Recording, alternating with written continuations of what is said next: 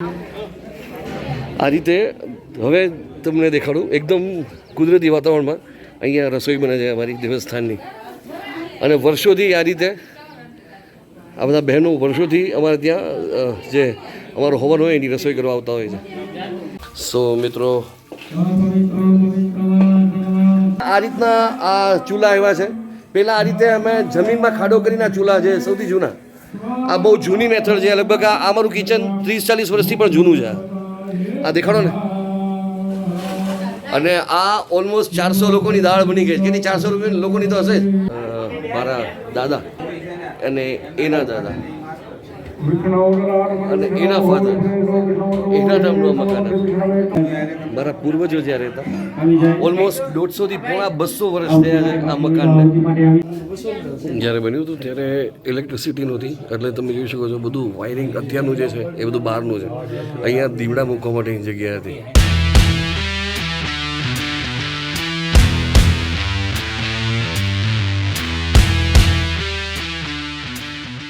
Good morning, welcome to the vlog. I hope you guys are doing great. And આજનો દિવસ hectic રહેવાનો છે પાછો, કારણ કે આજે સોશિયલ વર્ક એટલું છે અને સાથે સાથે કંઈક એક્સપેરિમેન્ટ એ કરવું છે ગુજ્જુ બોક્સ સાથે, સાયક્લોનિક સાથે. એટલે બધું બેક ટુ બેક તમને આજે આ વ્લોગમાં ખબર પડતી જશે. આજે ચૈત્ર બીજ છે, એટલા માટે અમારા દેવસ્થાને વર્ષોથી હવન થતો હોય છે અને આજે આખું કુટુંબ ભેગું થાય છે. અને આજનું મેનુ શું છે એ તમને દેખાડીશ, કારણ કે બહુ ઇન્ટરેસ્ટિંગ વસ્તુ હોય છે. એકદમ અમે પણ પેલા દેશી ચૂલાની અંદર રસોઈ બનતી હોય છે. આજે એ પણ જોશું. અને યસ, આજના દિવસમાં સાંજે કંઈક નવું ફૂડ એક્સપ્લોર કરવાનો વિચાર છે. તો આજનું બેક ટુ બેક જે છે શેડ્યુલ એ તમને કીધું જઈશ. Let's check it out.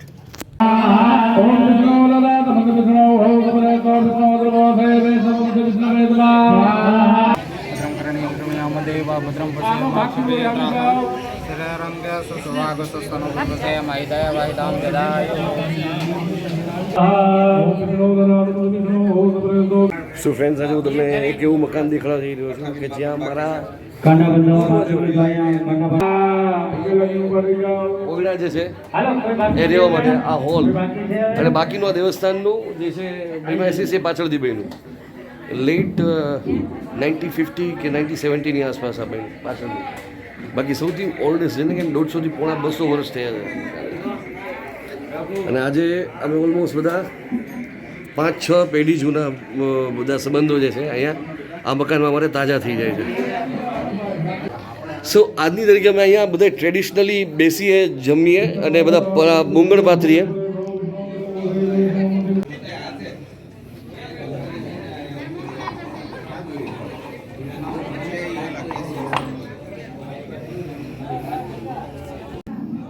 અને આ મારણું પણ આજની તરીકે બહુ જ જૂનું, લગભગ 100-150 વર્ષ જૂનું તો આ મારણું હશે.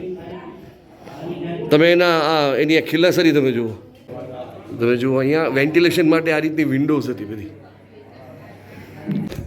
મારા દાદાના દાદાએ દેવસ્થાનને અર્પણ કરેલી આ જગ્યા. પછી સમય જતાં એમાં કંઈ ફેરફાર નથી કર્યા. આવનારા સમયમાં નવી પેઢીઓ ફેરફાર કરશે કદાચ. આ રીતે અહીંયા વેન્ટિલેશન આવે છે. તમે જુઓ, 10 વર્ષથી આવો છો તમે રસોઈ કરવા. શું નામ તમારું? રંજનબેન. અને હંસાબેન તમારાથી પણ જૂના ને? હંસાબેન. અચ્છા, આ પૂરી બનાવી રહ્યા છે રંજનબેન. આ રીતના આ ચૂલા એવા છે. પહેલાં આ રીતે અમે જમીનમાં ખાડો કરીને આ ચૂલા છે સૌથી જૂના. આ બહુ જૂની મેથડ છે. લગભગ આ અમારું કિચન 30-40 વર્ષથી પણ જૂનું છે. આ દેખાડો ને. અને આ ઓલમોસ્ટ 400 લોકોની દાળ બની ગઈ. કેટલી 400 લોકોની તો હશે જ. 250 માણસોની. આજે વરસાદ ગઈકાલે આવ્યો હતો એને કારણે બધા લાકડા જે પાછળ રાખ્યા છે અમારા એ બધા ભીના થઈ ગયા હતા. એટલા માટે આ વખતે શક્ય નહોતી કે અમે જે જૂની રીતે રસોડું ઓપરેટ કરી શકીએ. અહીંયા બટેટાવડાની તૈયારીઓ થઈ ગઈ છે. મરચા. સો અમારા કુળદેવતાને સુખડી અને લાડવા નૈવેદ્યમાં ધરવામાં આવે. તો આપને આ સુખડી વહેલી સવારે બનાવી લેવી પડે ને. વહેલી સવારે આ સુખડી બની જાય અને સાથે લાડુ પણ.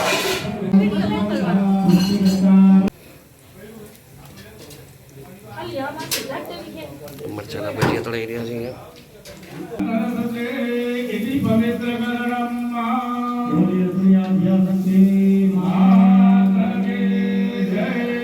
સુખડી, લાપસી, લાડવા, પાપડ, આ મીઠો ભાત, આ છે પૂરી, સેલેડ, શાક.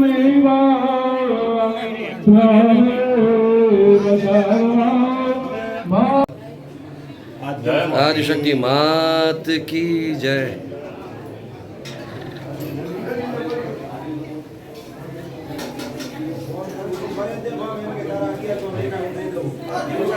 Good afternoon. આ તો ભાઈ જોરદાર થાકડો લાગ્યો અને થોડું ફ્રેશ થઈ એમ તો થોડું એડિટિંગ કરીશ અને ગુજ્જુ બોક્સ માટેના અમુક નેક્સ્ટ પ્લાનિંગ બધું બેઠા કરતા હતા. મારો એક વિચાર એ હતો કે રૂટીન છે આપણા જે વ્લોગ્સ છે એના કરતાં હટીને ક્યાંક ગુજ્જુ બોક્સમાં કંઈક અલગ ફૂડ વિડીયોઝ હવે થોડા ચાલુ કરવા છે. કારણ કે ઘણી વખત એવું થતું હોય કે રેફરન્સ મળ્યા હોય, ગયા હોય, ત્યાં ખાધું હોય, તમારી સાથે શેર કર્યું હોય, પણ જેનું અચાનક જ ક્યારેક ક્રાઇવિંગ થાય અને આમ ભાગ્યે ખાવા અને એ વસ્તુ મળી જાય ને એની સિરીઝ શરૂ કરવાની કંઈક વાત જ અલગ હોય. તો આજે કંઈક પંજાબી સિરીઝ શરૂ કરવાની ઈચ્છા થઈ છે.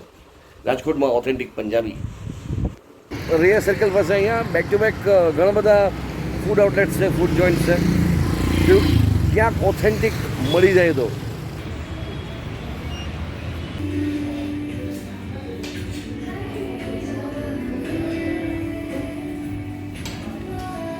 ફૂડ આમ જો તો એક આર્ટ પણ છે, સાથે સાથે એક ઇન્ફેક્શિયસ ફિનોમિના છે. ક્યારેક તમે કોઈકને ખાતા જો ને તો એ ભૂખ લાગી જાય.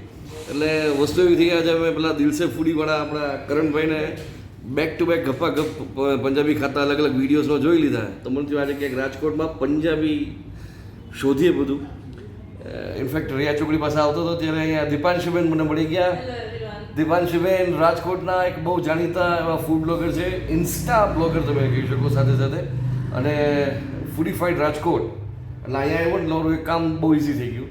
એમનો ફૂડ બ્લોગ બની રહ્યો હતો અને નંબર ઓફ વેરાયટીઝ એ જે છે આજે ટેસ્ટ કરી રહ્યા હતા, એટલે શૂટ કરી રહ્યા હતા. એટલે મારે એ પૂછવાનું વાંધો ન આવ્યો કે આજે હું શું ઓર્ડર કરું. દીપાંશુબેનની સાથે પહેલાં વાત કરીએ. કેમ છો દીપાંશુબેન? હું એકદમ મજામાં છું. તમે બધા કેમ છો એ જણાવો. પહેલાં તો રાજકોટના લોકોને કહી દો કે ઇન્સ્ટા ઉપર તમને કનેક્ટ કરવા હોય તો કેમ કરે?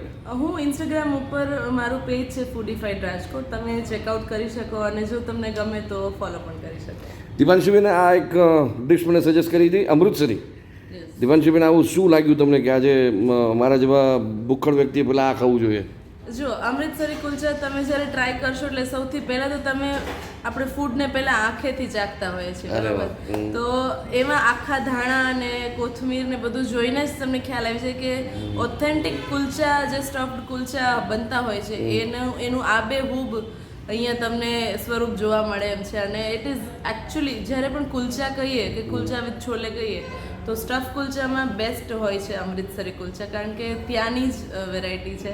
અને અહીંયા આવ્યા પછી મેન્યુમાંથી જો કંઈ પસંદ કરવાનું હોય તો સૌથી પહેલાં અમૃતસરી કુલચા જ ટ્રાય કરવું જોઈએ, કારણ કે the most authentic recipe is Amritsari kulcha over here.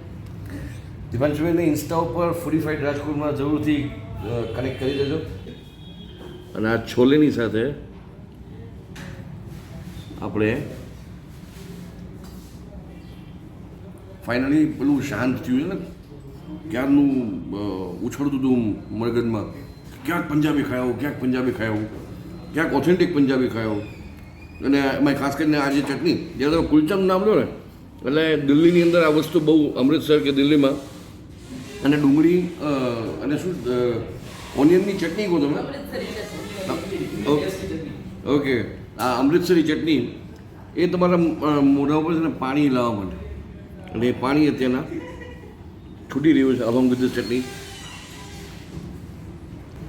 ચાલો વ્લોગને અહીંયા કમ્પ્લીટ કરીએ. લસ્સી 69ની છે, આ 169ની પ્લેટ છે. દાલ મખની તમારે જો છોલે ના જોઈતા હોય તો દાલ મખની એ તમે સેપરેટથી મંગાવી શકો, અથવા તમને એ કોમ્બો કરીને આપે 169માં.